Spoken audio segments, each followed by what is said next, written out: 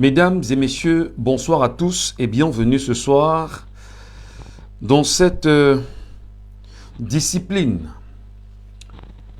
langagière que je me donne depuis un petit moment, qui est une discipline d'explication, une discipline d'analyse, une discipline d'échange, une discipline d'organisation et une discipline qui m'impose, et comme à chacun d'entre vous, une réflexion permanente sur les exigences du moment. Bonsoir à tous, bonsoir à chacun, bonsoir au peuple camerounais. Bonsoir à ceux et celles qui comprennent la nécessité de nous accompagner dans l'action que nous posons au quotidien, que ce soit ici, au Cameroun ou ailleurs, dans les diasporas africaines où les Camerounais se retrouvent. Sachez-le que je me fais toujours un plaisir de vous retrouver et que nous puissions ensemble analyser quelques données auxquelles nous sommes confrontés. Je voudrais ce soir rappeler aux uns et aux autres que nous sommes en direct sur non seulement Facebook, nous allons porter notre contenu sur YouTube par la suite et à partir du 2 août prochain, c'est-à-dire demain, très exactement, puisque nous sommes aujourd'hui le 1er août 2024, nous allons retourner sur TikTok afin de porter notre communication sur les 3 médias sociaux, Facebook, YouTube et TikTok. Et avec les jours qui vont suivre, nous tenterons d'aller plus loin parce que nous souhaitons que le maximum de Camerounais soient informés au parfum du travail que nous faisons ici et maintenant. Je voudrais avant toute chose saluer le peuple camerounais qui est un peuple résilient. C'est vrai, le mot résilient peut prêter à confusion en matière d'explication. Dans la résilience, beaucoup peuvent voir un peuple qui est patient, un peuple qui accepte de subir ce qu'il est en train de subir, un peuple qui, au-delà de tout, reste debout, ne se plaint pas, supporte, accepte et attend probablement le bon moment pour passer à autre chose.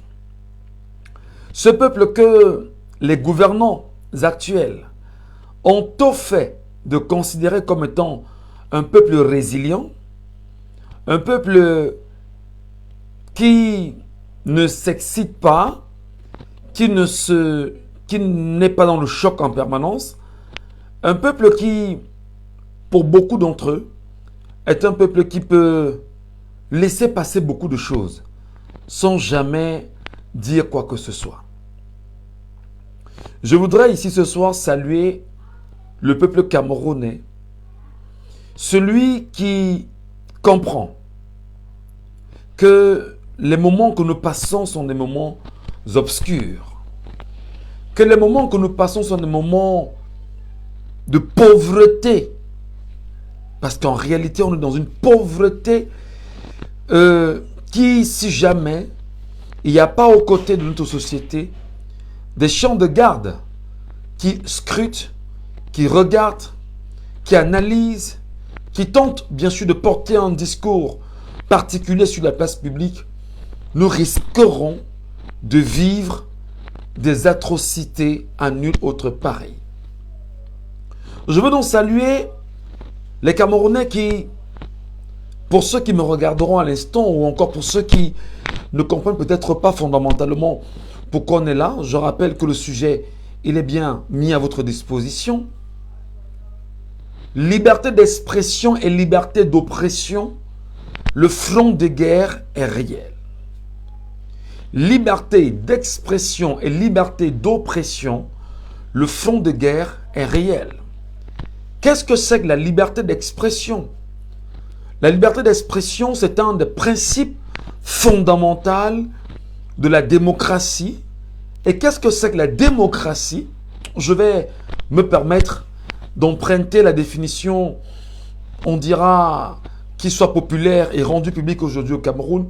La démocratie qui peut être considérée comme étant le gouvernement d'un peuple par le peuple et pour ce peuple-là. C'est-à-dire que un peuple peut choisir de s'auto-gouverner par un président de la République, par des représentants à l'Assemblée nationale, par des représentants au niveau des communes, effectivement, qui travaillent au nom de ce peuple-là.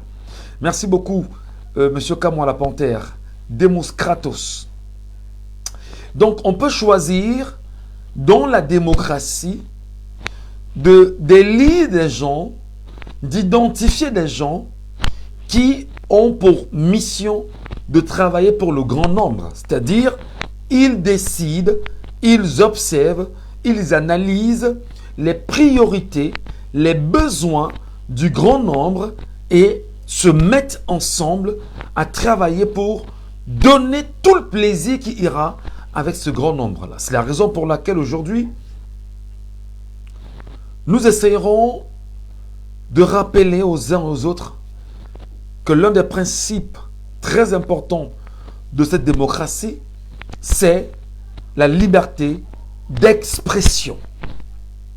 C'est la liberté d'association. C'est la liberté d'opinion.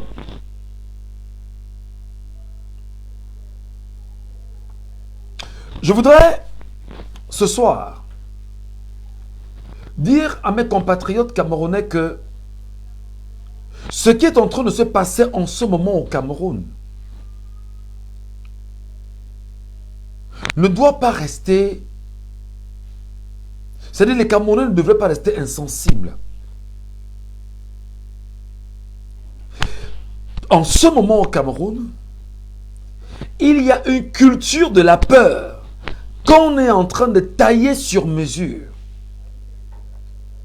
Il y a une culture de la frustration qu'on est en train de remonter.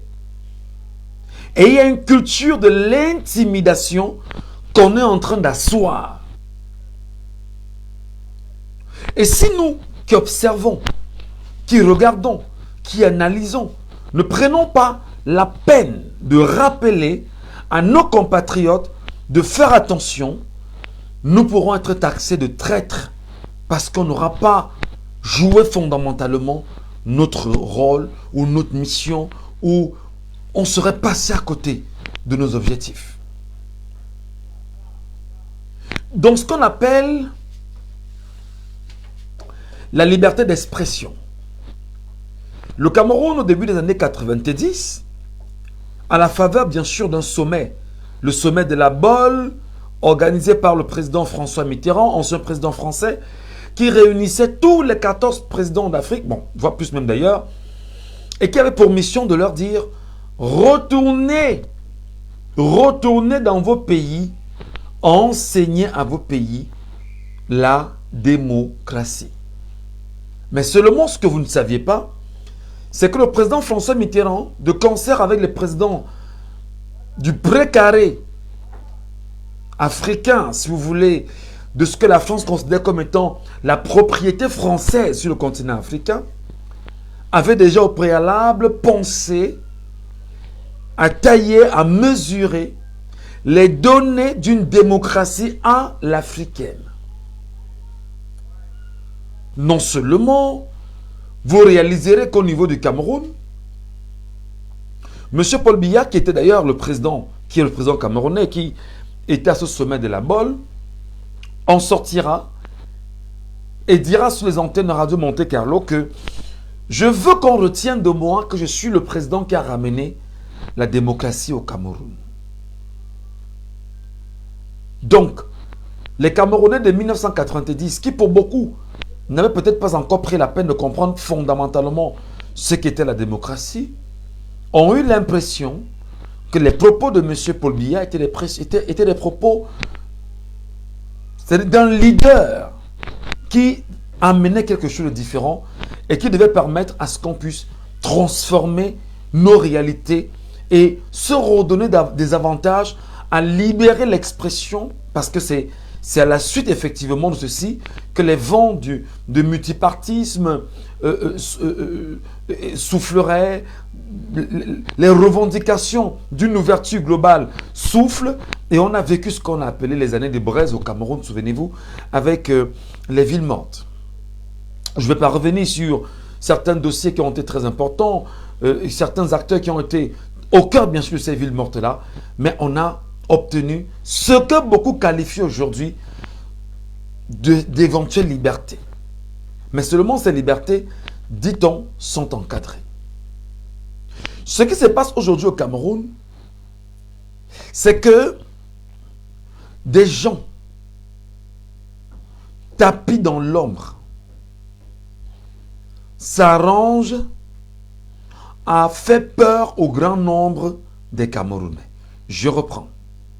Des gens tapis dans l'ombre s'arrangent à faire peur au grand nombre du peuple camerounais. C'est pourquoi la thématique de ce soir, c'est liberté d'expression et liberté d'oppression. Le terrain de guerre est réel. Pendant que beaucoup de journalistes, de nombreux journalistes, de nombreux acteurs de la société civile, entre guillemets, parce que le Cameroun n'en détient pas, il faut le reconnaître, peut-être une ou deux sociétés civiles plus ou moins crédibles, le Cameroun ne détient pas de société civile réelle.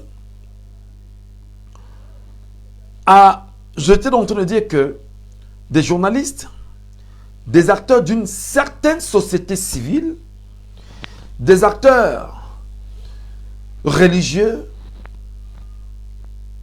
ont cru bon que la démocratie est la forme de gouvernance qui passerait bien avec le Cameroun. Seulement, dans le principe de la démocratie, il y a la liberté d'expression. C'est ça, non? La liberté d'expression. Dans cette liberté d'expression, qu'est-ce qui se passe au Cameroun? Est-ce qu'on peut dire véritablement que le chef de l'État, M. Paul Biya, peut oser reconnaître que nous avons une liberté d'expression au Cameroun? Non. Parce que c'est lui, je reprends les fondamentaux de l'expression. Je veux qu'on retienne de moi que je suis celui qui a ramené la démocratie au Cameroun. Peut-on dire, 42 ans après, que le Cameroun reconnaît ou se reconnaît une liberté d'expression à travers ses peuples, à travers ses populations? D'aucuns me diront, oui, tu parles en ce moment au Cameroun et tu n'es pas inquiété. Je parle au Cameroun, je ne suis pas inquiété parce que je ne dis pas des choses qui peuvent déranger le système. Je n'insulte pas. Pour le moment, je n'ai pas attaqué des dossiers qui sont compromettants. Et du coup, on peut avoir l'impression que, comme je suis dans l'éducation, ça passe.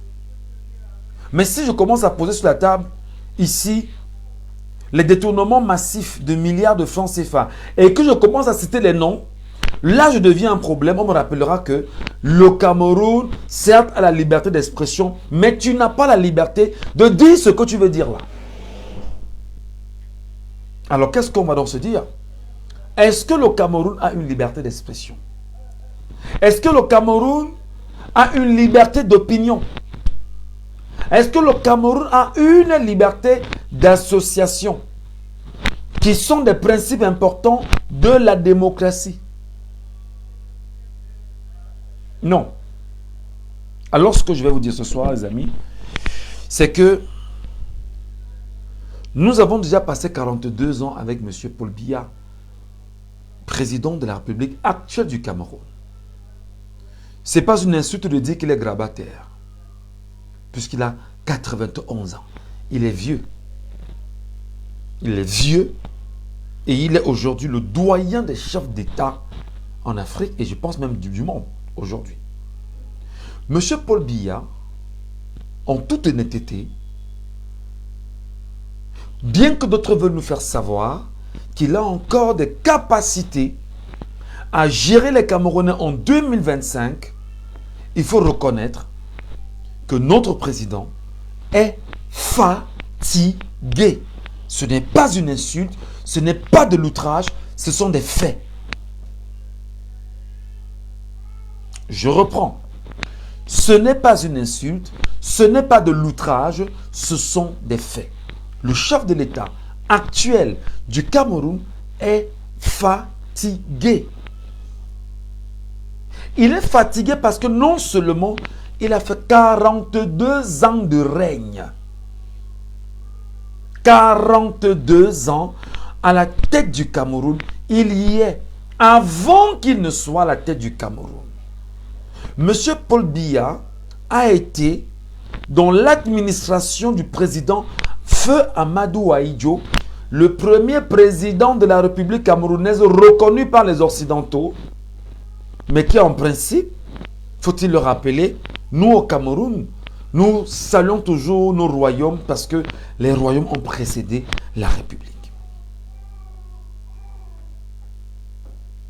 En vous rappelant ces éléments, je voudrais ici dire simplement qu'autour de M. Paul Biya, il y a des gens qui sont là, qui pendant 42 ans ont été des jouisseurs. Qu'est-ce qu'on entend par jouisseurs? On entend par jouisseurs ici des gens qui ont profité du système mis en place. Des gens qui peuvent plonger la main dans le budget de l'État. Des gens qui peuvent s'engraisser, s'enrichir, s'empiffrer d'argent ne leur appartenant pas, qui en réalité est l'argent du peuple camerounais. Ces jouisseurs, qui sont-ils? Ils sont comptés parmi les ministres de la République pour tous ceux qui sont passés par là. Ils sont comptés parmi les maires des communes pour tous ceux qui sont passés par là et pour tous ceux qui sont encore en activité. Il faut compter parmi les députés de la nation. Il faut compter parmi les sénateurs. Il faut compter parmi le Conseil constitutionnel, le Conseil économique et social et tout le gouvernement camerounais. Des jouisseurs. Des jouisseurs qui en réalité, le but qui est le leur, c'est de faire quoi? C'est de s'arranger à maintenir la présence française au Cameroun. L'oligarchie française au Cameroun. Parce qu'on n'a pas forcément de graves problèmes avec le peuple français en lui-même, parce qu'il y a des Français qui chaque jour demandent à la France de libérer l'Afrique. Mais c'est l'oligarchie française, la classe politique française qui se maintient au Cameroun par les moyens que vous connaissez. Alors qu'est-ce que nous vous disons? Dans cette quête des jouisseurs de se maintenir en position, dans cette volonté des jouisseurs de se maintenir en place, dans cette volonté des jouisseurs de se maintenir et de ne pas mourir et d'être dans le népotisme, c'est-à-dire que dès qu'ils partent, leurs enfants prennent le pouvoir et continuent la même politique. Dans cette quête, les jouisseurs sont prêts à tout pour ne pas lâcher prise. Ces jouisseurs sont pour la plupart des Camerounais sortis de l'ENAM, qui n'est qu'une école où on enseigne à ces derniers à voler, à détourner, à mentir, à corrompre et à piétiner au-delà des libertés, mais piétiner et saper la morale, le parapluie d'une société. Le dire encore n'a rien d'une provocation. Le dire encore n'a rien d'un mensonge, parce que vous et moi, nous sommes conscients que l'École nationale d'administration et de la magistrature du Cameroun ne forme que des gens qui travaillent pour maintenir le système en place et que ce système ne meurt pas. Et dans ce cadre-là, qu'est-ce que nous disons aujourd'hui? Nous disons qu'il est important, il est urgent qu'on sache que ce sont ces Camerounais sortis de ces écoles ou de cette école ENAM, IRIC et bon nombre d'écoles au niveau national, tenues par d'autres jouisseurs qui sont là pour se rassurer que les cuvées de formation qui en sortent sont des cuvées dont le cerveau aurait été lavé et qui iront reprendre le narratif de ce que le système en place veut qu'ils reprennent. Et c'est quoi ce narratif? L'individualisme. La promotion des valeurs du système. Ne jamais se mettre en front ou en guerre avec le système. Toujours valider le système. Au nom de quoi? Au nom du salaire. Au nom de ce qu'on dit vous donner à la fin du mois. Au nom de quoi? Au nom du soi-disant emploi que l'on dit vous donner. Je voudrais donc ce soir dire aux Camerounais que dans la quête effectivement de la liberté d'expression que nous portons aujourd'hui ensemble, que nous essayons d'arracher aujourd'hui ensemble, ces mêmes jouisseurs que l'on compte dans les segments de nos forces de défense et de sécurité, entre autres les généraux d'armée, des colonels, des officiers supérieurs de l'armée, s'arrangent effectivement à promouvoir le spectre de la peur, de la violence, de la barbarie, de la sauvagerie, de l'oppression, du piétinement, de la déshumanisation de l'être camerounais pour maintenir ce qu'on appelle la conservation du pouvoir. Et cette conservation du pouvoir entre les mains de qui? Entre les mains des jouisseurs comptés, sélectionnés, choisis par l'oligarchie et la classe politique française pour se maintenir au Cameroun et continuer à piller les ressources camerounaises, continuer à spolier le peuple camerounais et continuer effectivement la mission d'une colonisation plus accentuée, plus poussée, plus renforcée au Cameroun. Je voudrais donc dire aux uns et aux autres ce soir que lorsqu'on parle de liberté d'expression, c'est la capacité en fait d'avoir un traitement. C'est-à-dire, il y a une information, parce qu'il faut s'exprimer, des gens, entre autres des journalistes, descendent, collecter l'information, traiter l'information et les diffuser sans avoir une quelconque barrière. Pourquoi? Parce que le Cameroun lui-même a ratifié les accords internationaux afin de garantir à tout individu d'être libre. Ces accords, vous les connaissez. En commençant par la Charte universelle des droits de l'homme. Alors, qu'est-ce que je veux donc dire? Je sais qu'en même temps, lorsqu'on parle des choses comme ça, quelquefois, les Camerounais peuvent ne pas comprendre et ne pas s'intéresser fondamentalement. Je vous demande d'ouvrir les oreilles. Ouvrez les oreilles. Et là, partagez ce live à nos petits frères, à nos petites sœurs. Ceux qui ont 20 ans, 21 ans, 22 ans, 27 jusqu'à 30. Partagez-leur ce live. Envoyez-le-leur via WhatsApp. Envoyez-le-leur et vous mettez en commentaire, vous dites, va écouter ceci, cher petit frère ou chère petite sœur. Vous laissez le commentaire. Écoute ceci, cher petit frère ou chère petite sœur. Prends le temps d'écouter ceci, cher petit frère ou chère petite sœur. Envoyez-le-leur via le WhatsApp et partagez ceci sur vos différents comptes. Lorsqu'on parle effectivement de cette liberté d'expression, le journaliste doit avoir la capacité d'aller collecter l'information. Le peuple doit avoir la capacité de pouvoir manifester et de s'exprimer. Mais seulement, je pense à deux éléments. Au Cameroun, est-ce qu'on peut me dire fondamentalement qu'au Cameroun, les journalistes ont accès aux sources d'information au Cameroun? Quelqu'un peut-il me dire ici fondamentalement qu'au Cameroun, les Camerounais ont accès aux sources d'information, peuvent s'informer et informer les autres? Quelqu'un peut-il me l'avouer ici? Que nous, journalistes, nous pouvons décider de dire, bon d'accord, il y a une information comme quoi le bureau du directeur de cabinet civil à la présidence de la République a été cambriolé. Est-ce que des journalistes peuvent mener des enquêtes et ont sorti au Cameroun avec des informations issues de la présidence de la République et du cabinet civil de la présidence de la République? Parce qu'en réalité, tout est verrouillé. Combien d'argent aurait été volé dans le bureau de Mvondo Ayolo? Personne ne le sait.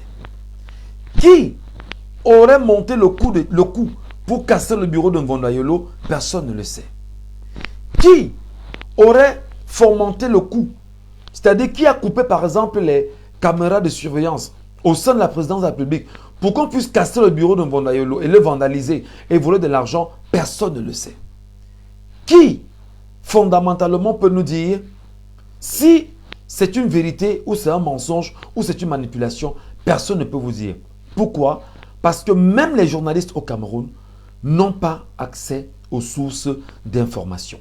Quel journaliste aujourd'hui peut se lever et dire, je vais tenter d'appeler le directeur du cabinet civil à la présidence de la République, au moins pour qu'il puisse expliquer quel est par exemple l'organe de communication de la présidence de la République suite à ce scandale qui, personne jusqu'ici ne peut vous dire si c'est vrai ou si c'est faux, serait sorti vous dire, bah écoutez, voici ce qui s'est passé et voici que le problème ou bien la situation est encore entre les mains de la justice par le truchement de tel procureur qui est venu au moins devant la télévision publique nationale dans laquelle nous payons nos redevances audiovisuelles dire ce qu'il y a lieu de dire aux Camerounais. Personne ne l'a fait. C'est un exemple.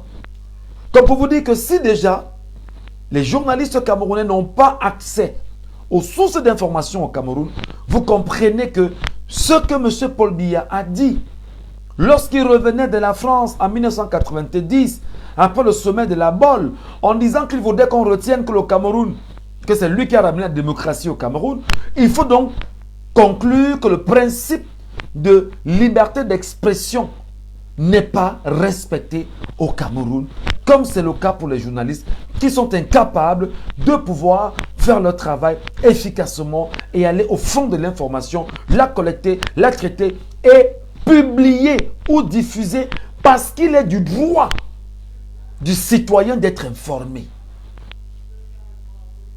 Autre élément, je l'ai mentionné, la liberté de manifestation. Combien sont-ils les sous-préfets qui, des lustres, refusent toujours au Cameroun des organisations de manifestations publiques, soit d'une société civile, soit d'une opposition quelconque? Est-ce que vous pouvez me dire qu'il y a eu au Cameroun des manifestations publiques qui ont été déclarées et le régime en place, le système en place, je veux dire, le régime colonial en place aurait laissé faire? Quelqu'un peut-il me dire qu'il en connaît? Vous me laissez en commentaire.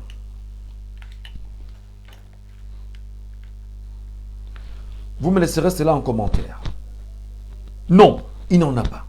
Donc le régime a choisi efficacement de museler les Camerounais et de contrôler la liberté d'expression des Camerounais. Même manifester au Cameroun, sous Paul Biya, on ne manifeste pas. Vous déclarez, vous voulez vous indigner. Paul Biya vous interdit de vous indigner par le truchement du ministre de l'administration territoriale, Paul Atangandji, et ses démembrements dans les circonscriptions administratives, notamment les préfets, les sous-préfets, qui spontanément vous disent que vraiment vous ne pouvez pas parce que trouble à l'ordre public. Et pourtant,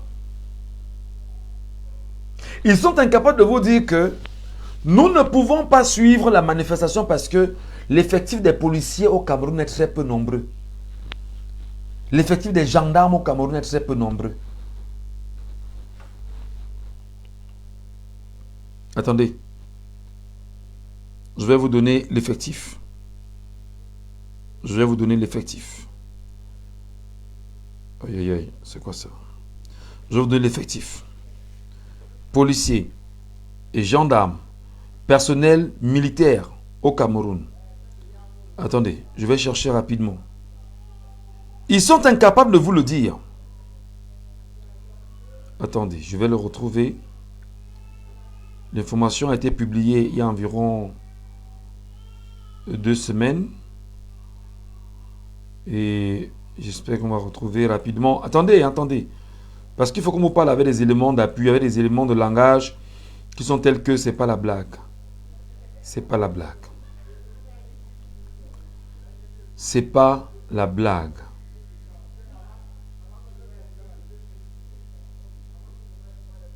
C'est pas la blague. Attendez, je vais trouver. Donnez-moi quelques secondes. Il faut que je retrouve ce document rapidement. Aïe, aïe, aïe, aïe, aïe, aïe, je l'ai mis où? Je vais vous donner l'effectif. Voilà, je l'ai trouvé. Certainement, des gens ont lu ceci. Vous avez vu ça, non? Écho matin. Répartition des effectifs de la fonction publique par secteur. Ce n'est pas Michel Gachou, c'est ça. C'est un document d'Écho matin. Répartition des effectifs de la fonction publique par secteur. Enseigne... Non, qu'est-ce que je dis? Défense. C'est pas moi, hein? C'est ça.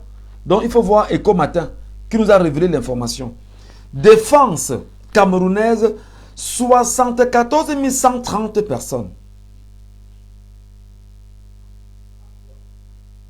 74 130 personnes. C'est-à-dire que dans le Cameroun globalement, avant de revenir sur le sujet, nous avons 74 130 personnes dans le domaine de la défense. Même si on vous dit que c'est faux, je vais vous dire que c'est vrai et je vais vous prouver. Dans le domaine de la sûreté nationale, dans le domaine de la sûreté nationale, 25 351 personnes. Je veux que les Camerounais qui m'écoutent là, vraiment partager ce live. Vous devez partager ce live. Sûreté nationale, 25 551 personnes. Attention. Alors, vous comprenez avec moi que la défense a 74 000 hommes. La sûreté nationale a 25 000 hommes, donc environ 100 000 au Cameroun. Ça ne vient pas de moi. Ça ne vient pas de moi.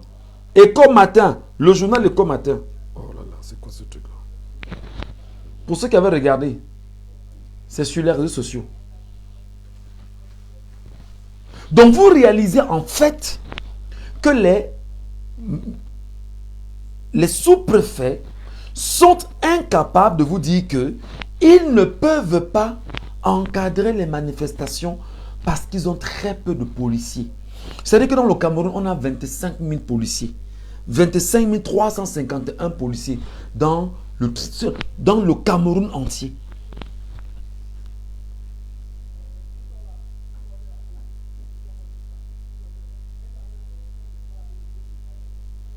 Est-ce que vous comprenez ce que je dis?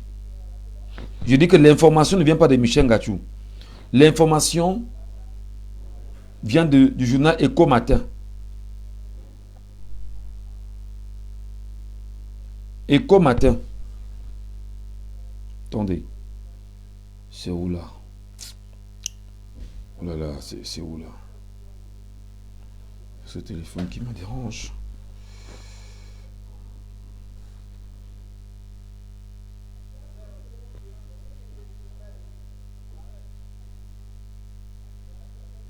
Voilà.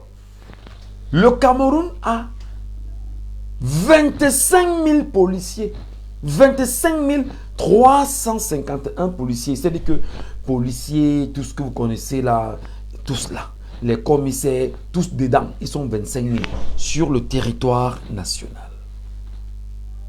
Et pour nos forces de défense et de sécurité, c'est-à-dire que l'armée de l'air, l'armée de terre, la gendarmerie, la marine nationale, ils sont 74 000. Je vais vous expliquer une chose qui va vous effrayer. Vous comprenez donc que la liberté d'expression ici, ils ne peuvent pas l'encadrer. Ils sont obligés d'interdire les manifestations publiques au Cameroun. Et par conséquent, qu'est-ce qu'on fait? On lutte contre la démocratie, qu'on a dit, qu'on souhaitait que l'on retienne de soi comme étant celui qui a ramené la démocratie au Cameroun. Et dans cette logique, en matière de liberté d'opinion, le petit jeune Junior Ngombe, dont son opinion a été happée par qui? Les forces de défense et de sécurité, les gendarmes, conduit Manu Militari au CED, conduit devant le commissaire du gouvernement au tribunal militaire avant d'être relâché sous caution ou sous garant de Maître Akeremouna. C'est-à-dire que même l'opinion, on ne veut pas que tu parles. On ne veut pas que tu développes une idée. Pourtant, Paul Biya, président de la République du Cameroun, en exercice depuis 42 ans, a dit qu'il veut qu'on retienne de lui qu'il est celui qui a ramené la démocratie au Cameroun. Liberté d'association. Je prends le cas des partis politiques. Qui ne sait pas aujourd'hui que drastiquement, le RDPC veut tout faire pour tuer, pour éliminer le mouvement pour la renaissance du Cameroun, qui est le seul vrai parti politique crédible en ce moment au Cameroun. Liberté d'association. Et même encore, dans le cas de la loi qui encadre la création des associations et des partis politiques au Cameroun, allez lire les verrous qui sont mis autour. Ce n'est pas la démocratie. C'est vous laisser croire qu'on vous a donné la démocratie, mais vous n'êtes pas dans la démocratie. Vous êtes dans la dictature, le totalitarisme. Et quand vous tentez d'aller plus loin, qu'est-ce qu'on fait? On lève la voix, on envoie des sbires de la police, de la gendarmerie ou encore de nos forces de défense et de sécurité, vous arrêtez et vous conduisez Manu Militari au CED, secrétariat d'État à la défense, et soit vous passez sur des chaises électriques, vous torturez sauvagement, cassez des membres de votre corps, vous amenez à faire caca sur vous, à pisser sur vous et à renier votre volonté à vouloir changer ou encore à amener des gens à prendre conscience. Comment le peuple camerounais peut-il dire que nous sommes dans un pays qui reconnaît effectivement que nous sommes en démocratie et qu'on est dans la démocratie? On n'est pas en démocratie. Comment peut-on accepter que le parti au pouvoir soit capable d'organiser tous ces meetings sans jamais être inquiété et que le parti de l'opposition, le mouvement pour la renaissance du Cameroun, a été systématiquement interdit au Cameroun d'exister? Liberté d'association bafouée. Et qui est mis en avant?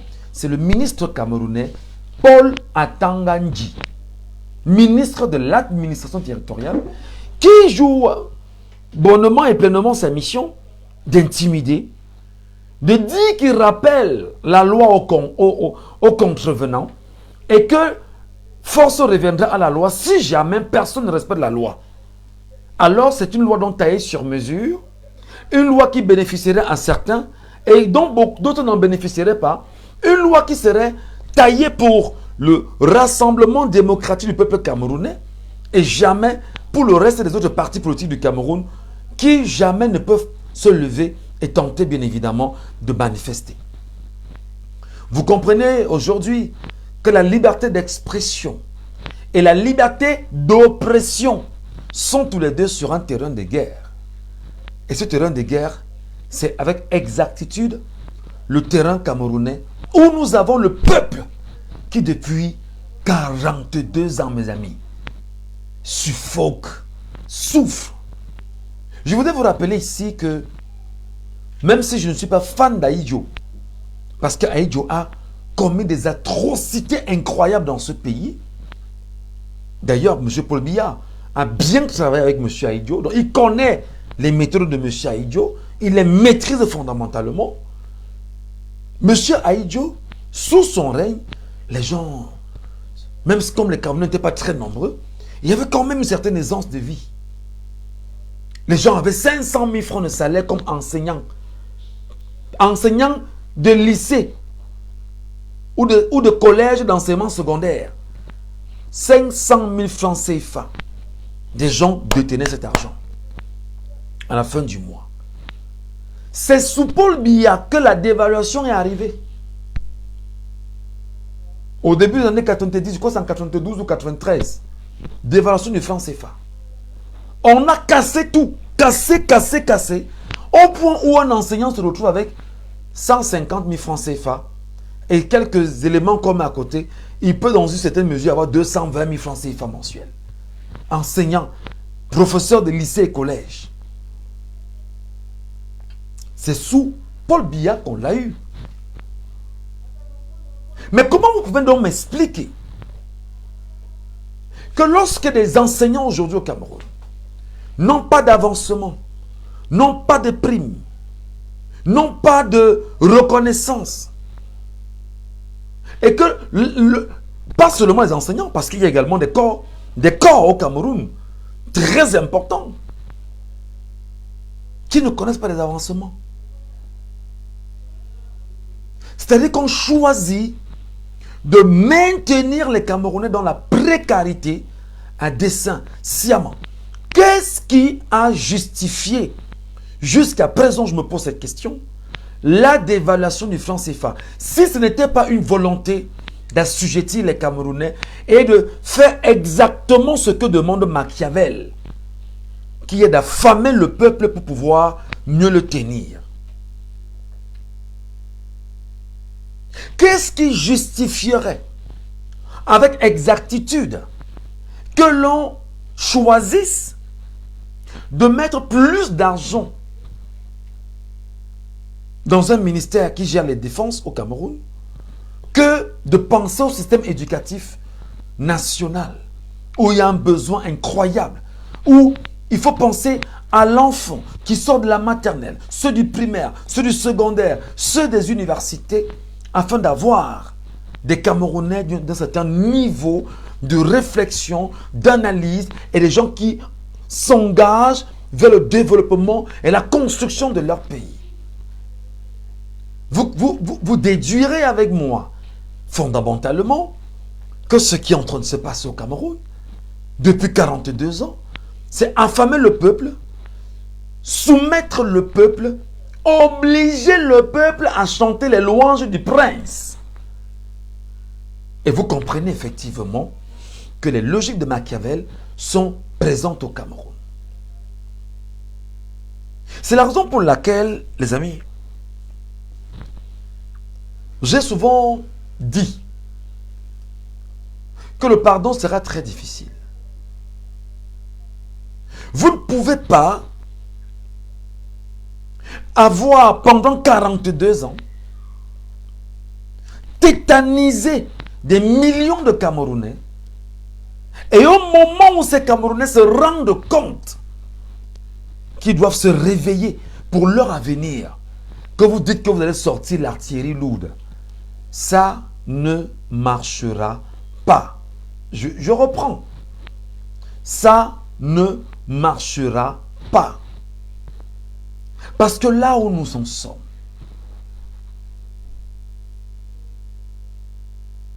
aucun Camerounais ne se voit redonner une chance à Paul Biya en 2025. Aucun Camerounais qui a ses sens ne se voit redonner une nouvelle chance à Paul Biya en 2025. Je reprends. aucun Camerounais enregistré ne se voit donner une nouvelle chance à Paul Biya en 2025.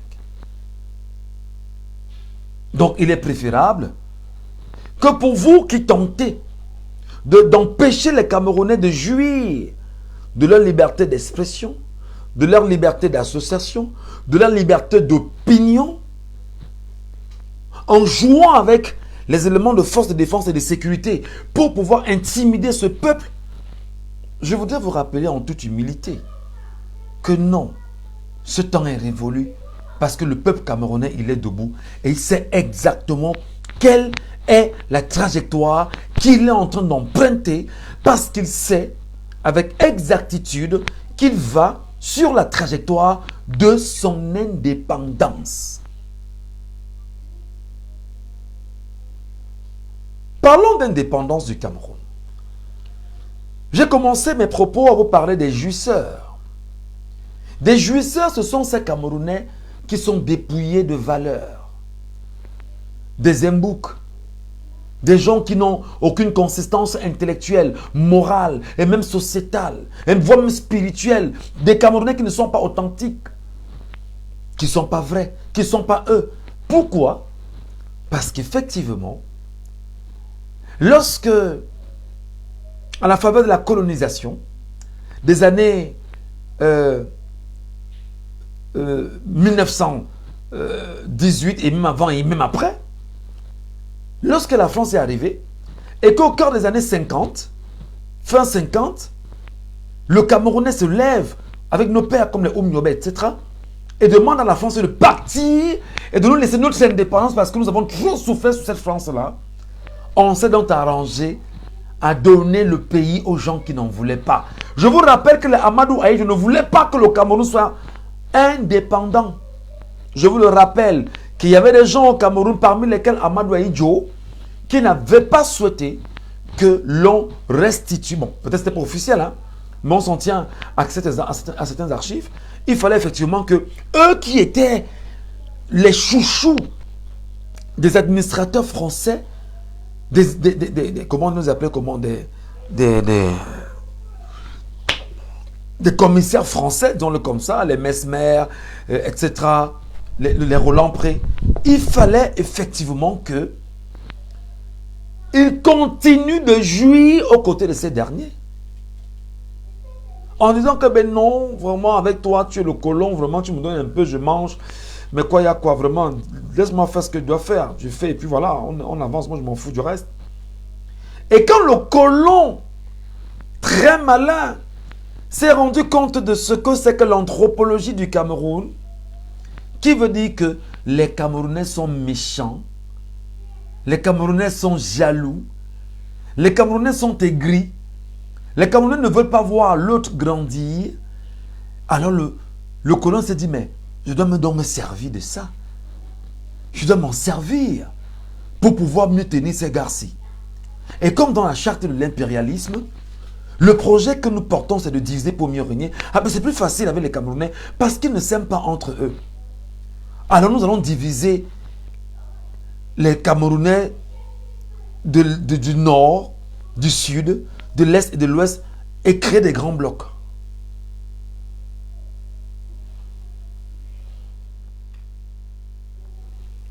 Et créer des grands blocs. Là, ils ne se rendront pas compte que nous sommes venus les diviser. Et ils vont continuer à s'entretuer. Et ils vont continuer à se mettre entre eux, se regarder en chien de faïence. Et nous aurons à faire ce qu'on a fait. Et on s'en fout d'eux parce que nous sommes là en conquérants. Nous sommes là en impérialistes. Nous sommes là en explorateurs. Et nous venons nous arracher les richesses camerounaises.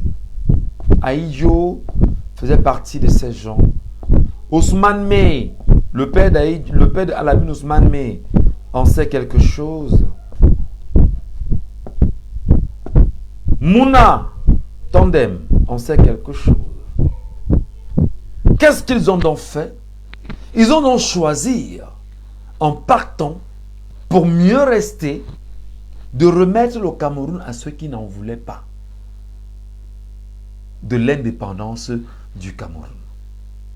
Ceux qui voulaient de l'indépendance du Cameroun ont été traqués, assassinés, tués brutalement, des corps traînés dans des villages exposés pour faire peur aux Camerounais qui, si jamais, prenaient conscience que l'homme en face d'eux est faible, alors là, ce sera très compliqué. Je voudrais donc ce soir, dans cet exercice d'enseignement, d'échange, de parlotte, dire à mes compatriotes, vous devriez ouvrir les yeux et lire l'histoire de votre pays. Ceux qui ne voulaient pas de l'indépendance, on leur a donné le pays en disant, le pays indépendant géré, mais vous nous rendez compte. Et pour nous rendre compte, voici les mécanismes que nous mettons en place. Entre autres, respecter très rapidement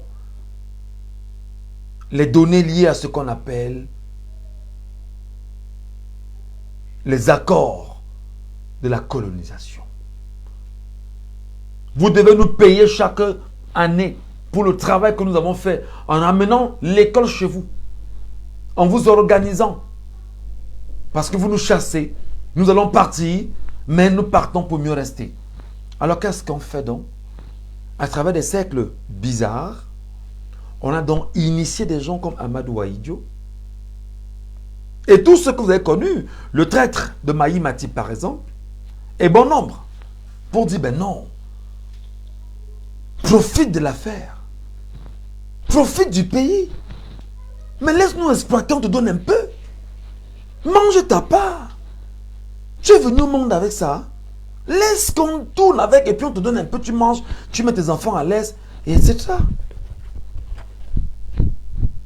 Mais oui, mais c'est comme ça que tu dois fonctionner. Voilà comment le président Amadou Ahidjo a pris ce pouvoir et a commencé à respecter les injonctions françaises. Je sais que ce genre de discours, vous n'aimez pas, mais partagez au moins pour vos enfants. Partagez au moins pour vos petits frères et vos petites sœurs. Partagez au moins. Laissez au moins des cœurs. Laissez au moins des likes. Au moins. Tout au moins. Pour nous dire que au moins vous nous suivez. Même si vous ne nous aimez pas, mais au moins vous nous suivez.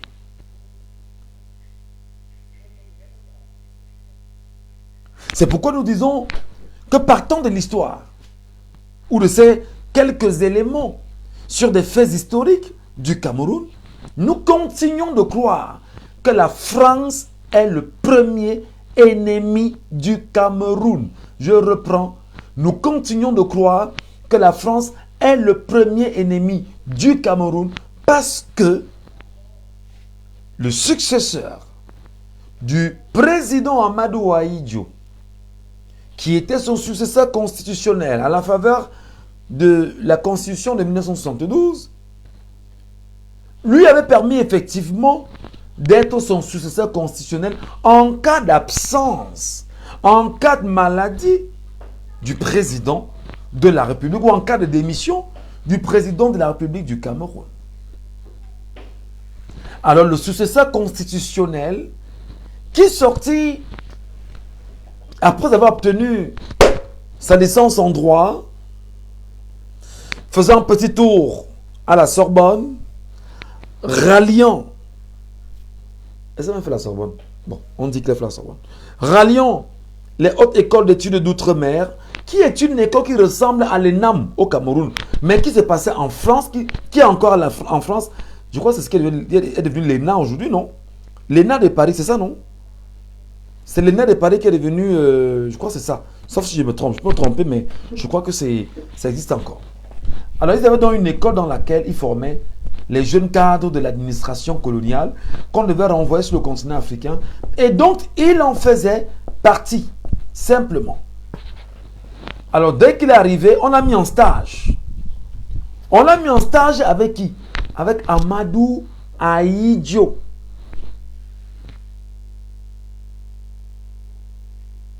On l'a mis en stage avec Amadou Ahidjo. C'est-à-dire que on a dit à Amadou Ahidjo que nous on te remet l'enfant là, moule-le, prépare-le, organise-le, structure-le, donne-lui les méthodes qui sont les nôtres.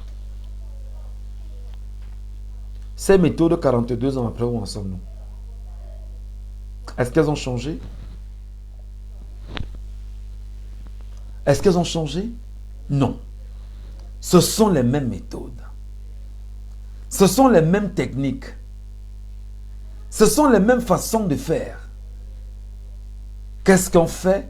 On arrête Ramon Kota au Gabon, on l'extradit au Cameroun, on le conduit au CED, où il sera probablement torturé pour lui dire ne parle plus, tais-toi, parce que nous sommes là pour protéger les acquis de la France au Cameroun.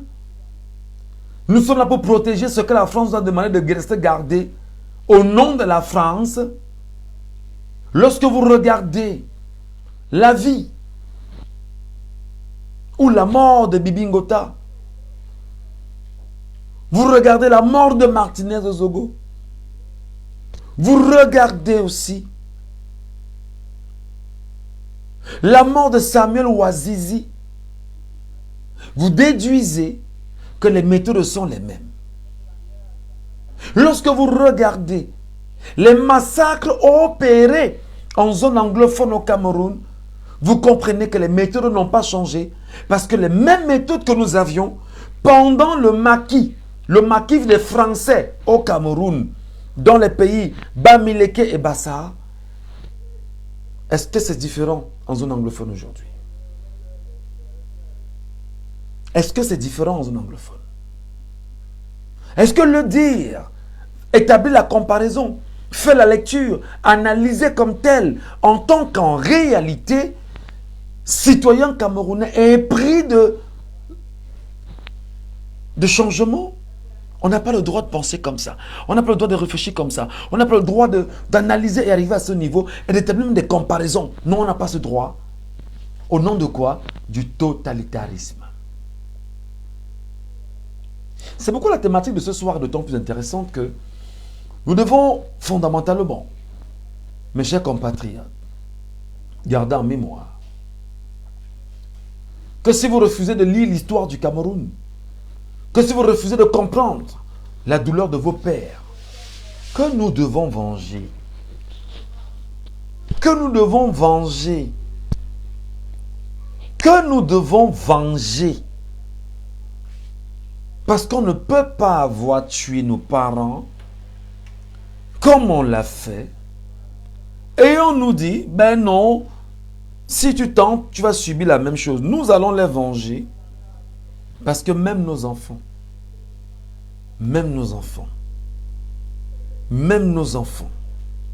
sauront que nous les grands frères, nous les papas, nous essayons de faire ce qu'il y a de faire pour que chacun puisse être libéré.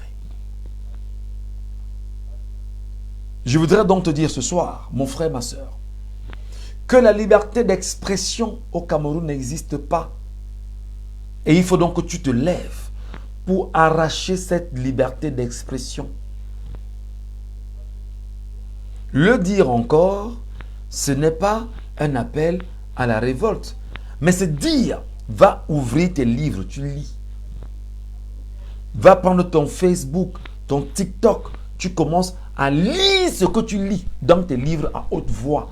Parce qu'il faut enseigner le grand nombre sur ce que c'est que la liberté d'expression. Analyser les faits de société, politique, économique. La liberté d'expression, et il faut se l'arracher en rappelant que même en matière de manifestation publique, que dit la loi? Voici ce que dit la loi. Qui a ajouté l'élément de loi? C'est vous qui avez ajouté, alors vous provoquez le peuple camerounais. Parce que la loi est claire en matière de manifestation publique. On parle de déclaration. Il faut au préalable déclarer sa manifestation auprès de la préfecture. Et bien évidemment, la préfecture prendra les moyens qui vont avec pour pouvoir encadrer votre manifestation afin qu'il n'y ait pas de débordements.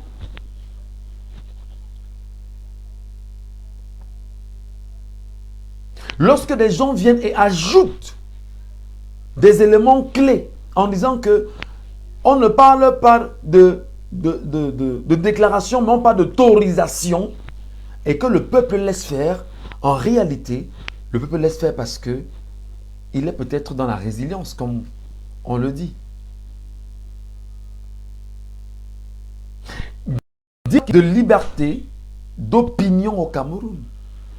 Parce que lorsque nous parlons comme nous parlons, rapidement, des gens vont s'asseoir dans des secrétariats d'État à la Défense, chargés de la gendarmerie, ou dans des endroits bien précis, la DGRE, tenter de voir est-ce que dans ce qu'il est en train de dire, il détient une information quelconque. Non, je suis en train d'éduquer mes compatriotes en leur disant que beaucoup d'entre vous, vous êtes des esclaves, vous travaillez pour un système et ce système vous maintient dans une position d'esclave et faire en sorte que, au lieu qu'ensemble, nous puissions travailler à chasser le colon français qui vous maintient, vous, en esclavage et nous en esclavage, et fait de vos enfants des esclaves parce que vous travaillez pour pouvoir renforcer l'économie d'un pays qui n'est pas votre pays, où ce pays ça se lève à un moment donné et dit, bon d'accord, est-ce que Motazé m'a fait le compte rendu des réserves de l'année là,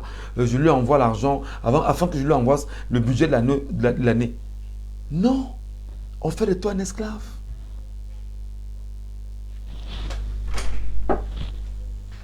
Qui a frappé? Non, c'est moi.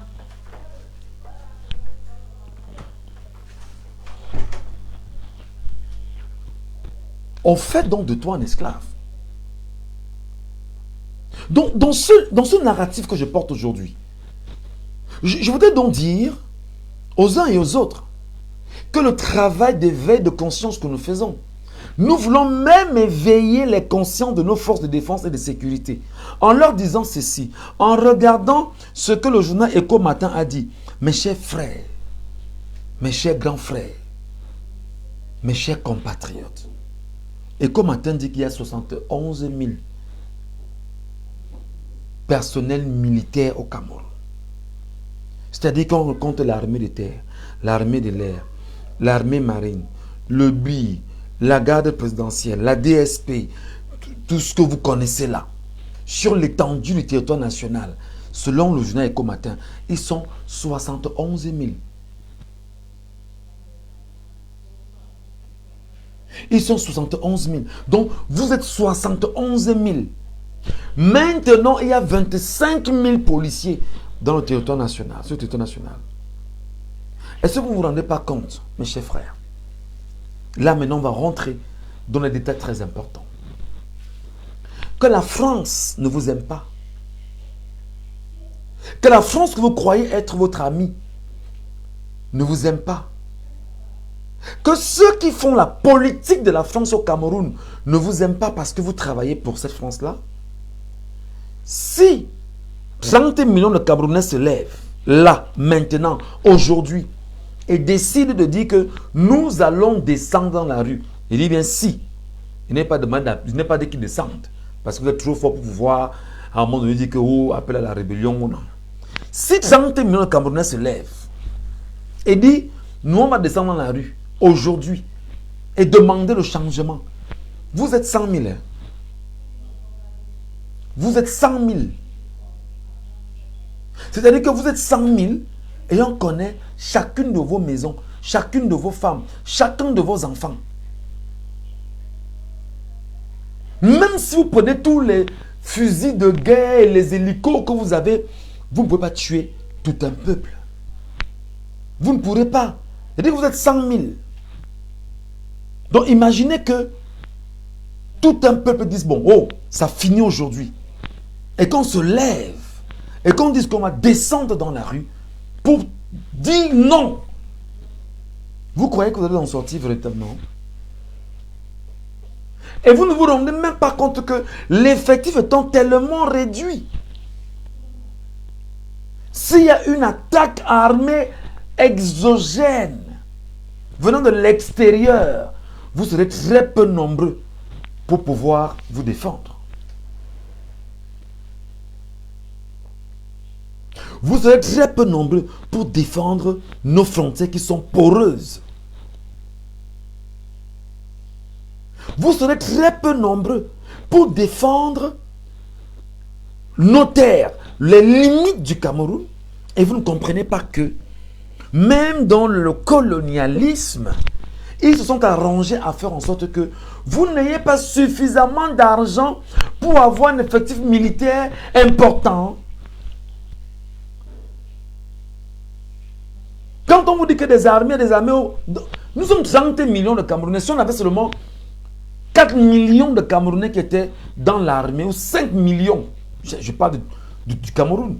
Mais attendez, quand on parlera, on se comprendra que un tiers du pays est dans l'armée. Un tiers du pays porte les armes, comme en Corée du Nord. Comme en Russie. La Russie qui a plus de 4 millions. 4 millions de personnes. 4 millions de personnes.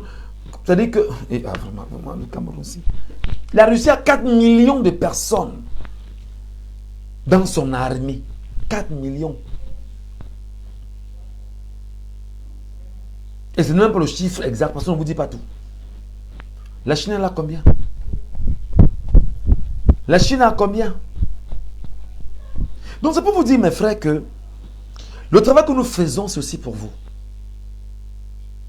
Sachez que vous pouvez torturer les gens pour vous dire, non, ne parle plus, tais-toi, ferme-la, et puis vraiment, tu nous mets mal à l'aise. On va seulement vous mettre mal à l'aise. Parce que le savoir est là. Sauf seulement si vous nous tuez avec une balle, et puis c'est fini. Mais on va parler. On va parler pour que vous puissiez comprendre.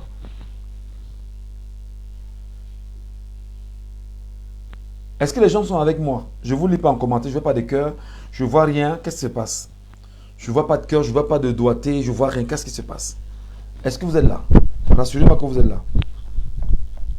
C'est chaud. Je ne vois pas de cœur, les amis. Je ne vois pas de pouce bleu. Qu'est-ce qui se passe?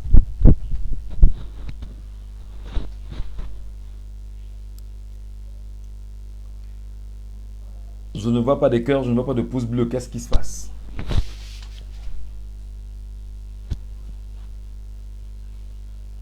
Donc, il est donc important qu'aujourd'hui, que les Camerounais intègrent que si vous voulez votre liberté, vous l'obtiendrez en 30 minutes.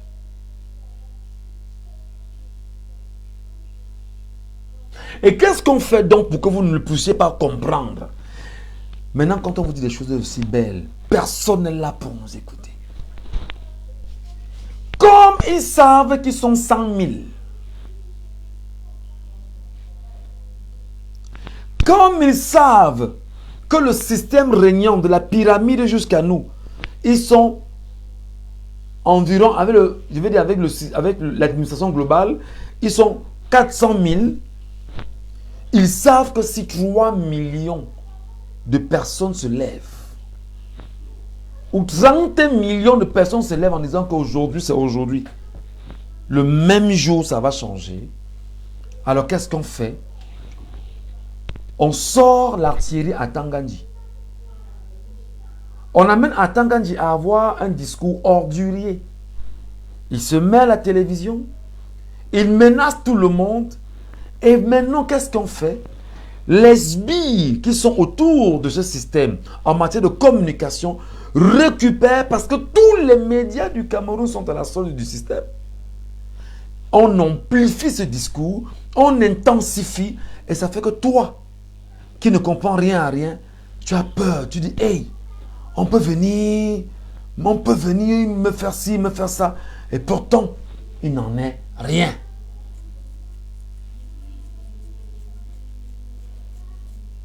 Et pourtant, ils sont très peu nombreux.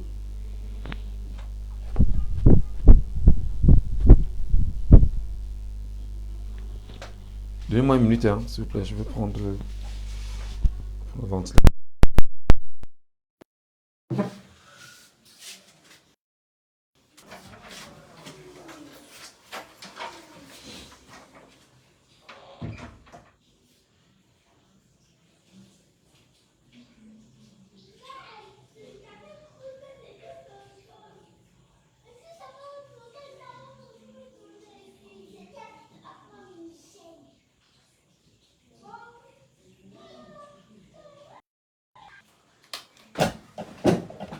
Voilà.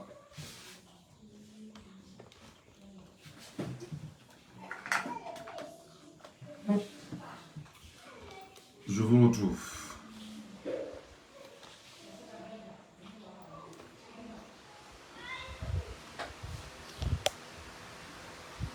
Voilà, je vous retrouve. Donc, j'étais en train de dire que s'ils se rendent compte que vous avez compris la chose, vous devenez...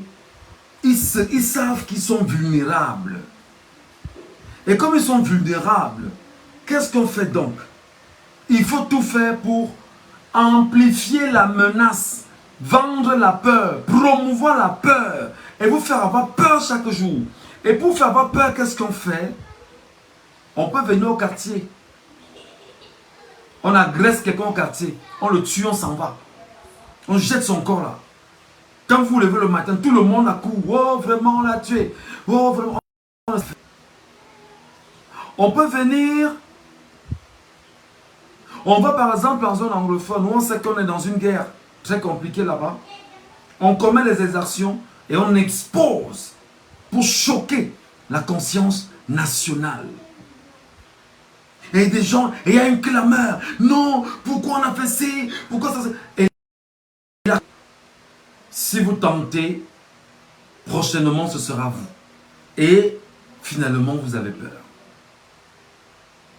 Quand on se rend compte qu'il peut y avoir une idée d'association où des gens peuvent penser un tant soit peu, voir les choses sur la même trajectoire, tout de suite, on vous rappelle que vous n'avez pas déclaré que vous aurez une réunion. Donc arrêtez ça. Ça, c'est du totalitarisme.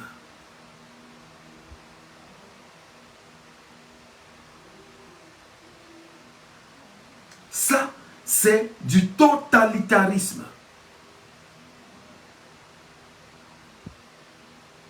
Et c'est pourquoi la liberté d'expression, la liberté d'oppression au Cameroun ne font pas bon ménage.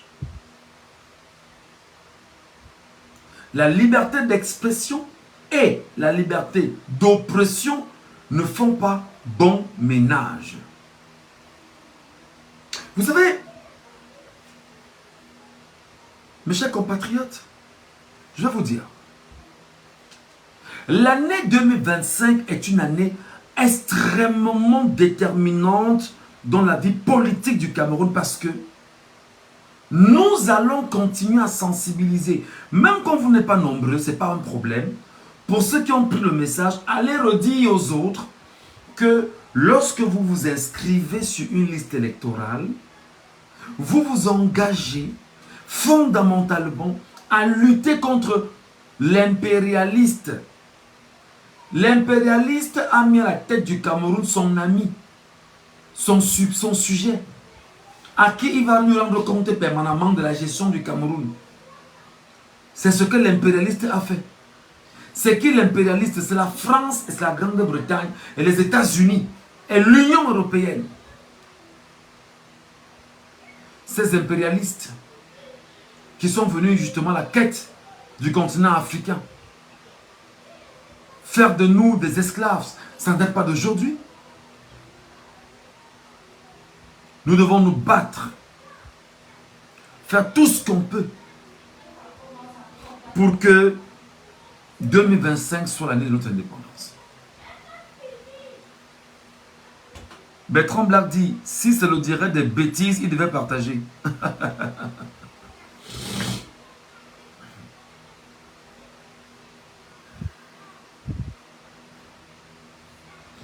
Vous devriez vous battre, mes chers compatriotes. à faire en sorte que si nous sommes 1 million de Camerounais qui voulons le changement, que chaque jour nous mobilisons une personne et qu'à la fin de 2 semaines, puisqu'il nous reste 1 mois, que l'on soit capable de mobiliser et de faire inscrire 10 millions de Camerounais en 1 mois. Ça, c'est possible. Pourquoi vous ne croyez pas? Pourquoi vous croyez que c'est impossible? Pourquoi vous croyez que les Camerounais ne peuvent pas être 20 millions d'inscrits en ce moment?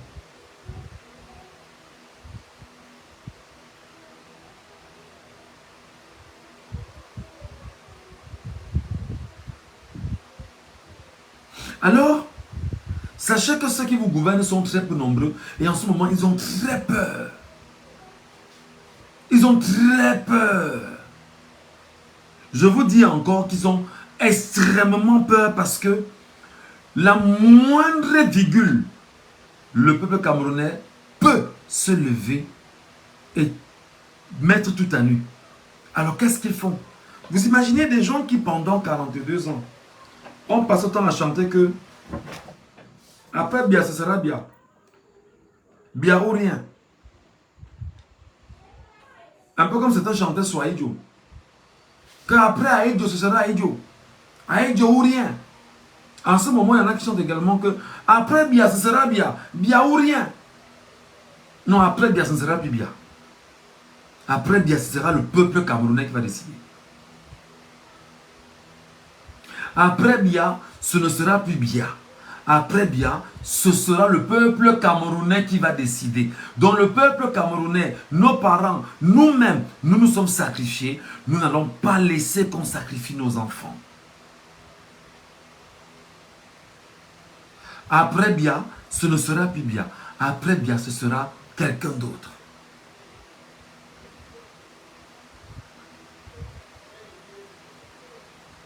Vous vous imaginez que des gens viennent me voir et ils me disent que Michel Ngachou, vraiment, tu es devenu un genre, on ne te comprend plus.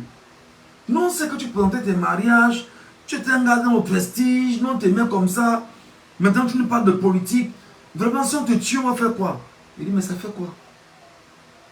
Je serai le premier à mourir ou je serai le dernier à mourir?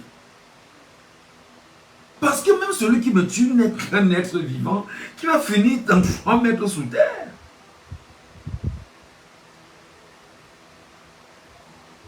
Toutes les atrocités commises par les Français, par l'oligarchie française. Il est aujourd'hui Jacques Chirac. Il est aujourd'hui le général de Gaulle qui a fait tuer 1 million de Camerounais au Cameroun, en pays Bamileke, en versant le napalm sur le pays Bamileke et en disant dans son code que si on vous prend, je ne suis pas là, mais allez-y. Il est où le général de Gaulle, le plus gros génocidaire de tous les temps? Où est-il aujourd'hui? C'est 2 mètres sous terre. Il est où Pompidou? Il est où Valéry Giscard d'Estaing? Il est où sont-ils? Vous les connaissez mieux que moi. C'est 2 mètres sous terre et ils ne partiront avec rien. Alors on lutte pourquoi? On lutte parce qu'on a besoin de notre liberté, de nous exprimer, de dire ce que nous voulons, de nous rassembler, de défendre notre authenticité, nos valeurs, nos cultures, les êtres que nous sommes en profondeur. Voilà. Voilà ce que nous voulons. Est-ce que vous avez appris, les amis, que beaucoup en mourant veulent demander pardon, mais il se fait trop tard?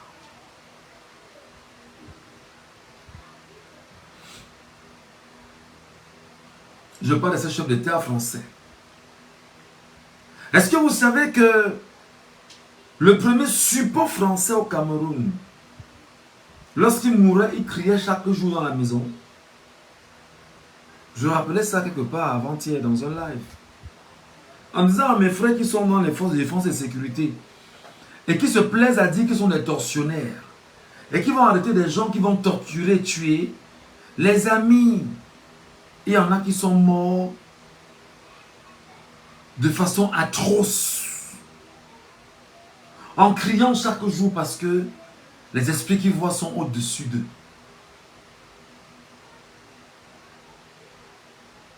Votre ancien président s'est dédoublé, non? C'est-à-dire qu'il pouvait être ici et être là-bas en même temps. Il faut se dédoubler 9 fois dans un même rayon. Vous le saviez au moins, non? Il est où? Cimetière de Dakar, 2 mètres sous terre. Il est parti avec quoi? Ses amis français. Il est parti avec quoi? L'argent de la France. Avec les richesses. Il est parti avec quoi? Il n'a rien emporté. Le tout-puissant gouverneur Ousmane Mey, dont le fils est Alamine Ousmane Mey aujourd'hui, ministre au Cameroun. Il est parti avec quoi? Amadou Ali. Le tout-puissant Amadou Ali. Il est parti avec quoi? On l'a embaumé dans un drap, on l'a jeté dans le sol. C'est pour vous dire, chers confrères, chers compatriotes tortionnaires, n'oubliez pas que la route tourne. Comme tu as torturé des gens aujourd'hui, tu ne peux pas mourir sans payer. Non, tu ne peux pas. Même en esprit, les gens vont te hanter. C'est-à-dire qu'on va te hanter et hanter même tes enfants. Est-ce que tu es donc heureux de dire que tu vas quitter cette terre-ci et laisser des enfants qui ne pourront pas être heureux? Des enfants qui seront perdus. Parce que le sang que tu as sous tes mains va poursuivre ces enfants. Alors regarde-moi ce soir, mon frère. Tu es certainement officier supérieur. Tu as voulu être nommé général. On t'a probablement prorogé un peu de temps. Tu sais exactement tout ce que tu as fait. Tu sais exactement ce que tu as posé comme acte. Vas-y, ma fille. Tu sais exactement ce que tu as fait. Tu connais exactement les données. Le mal que tu as fait. Tu sais que tu vas mourir, tu n'emporteras rien.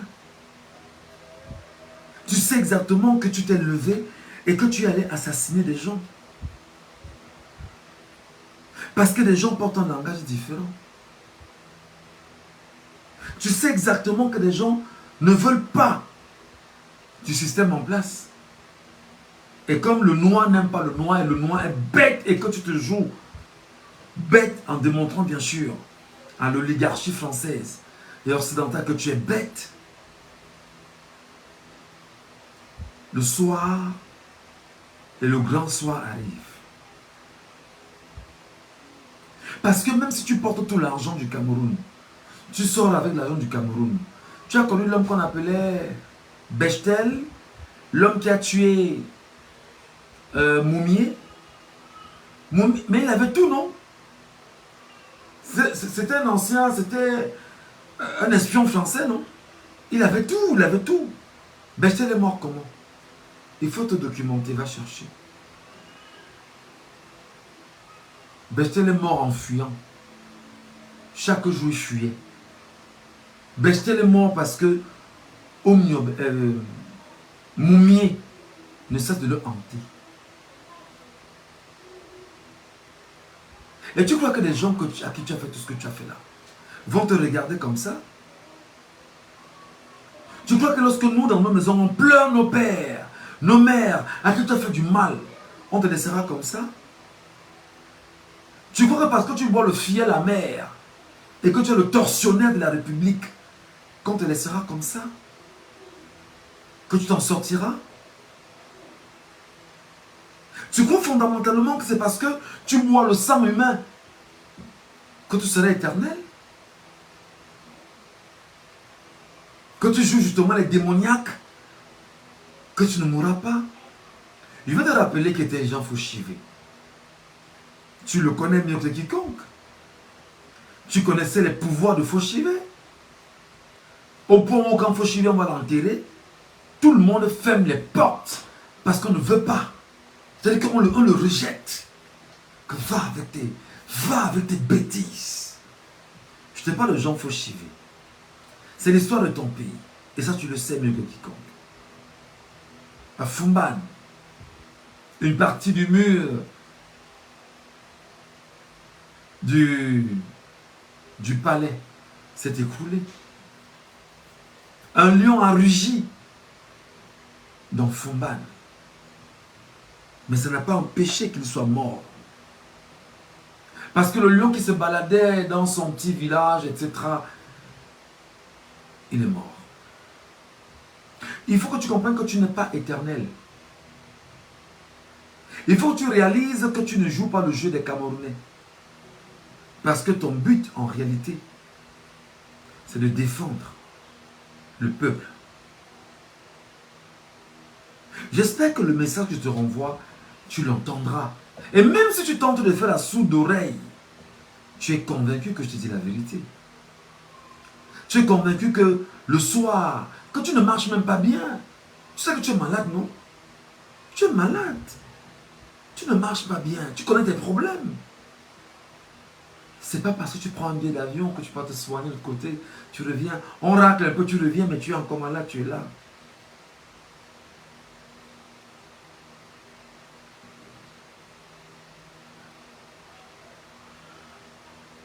C'est très important que tu le saches. Malheureusement, Djobé Ambey, le corps de Moumié n'a plus jamais été retrouvé parce que le corps de Moumié avait été enterré. Donc Moumié avait été enterré dans un cimetière à Conakry. Et lorsque Bechtel et les Français, les services français se sont rendus compte qu'une enquête internationale devrait obligatoirement ramener les enquêteurs sur les traces ou, si tu veux, les restes de Moumié, on devrait l'exhumer pour faire l'autopsie, pour prouver effectivement qu'il avait été tué au thallium, parce que tout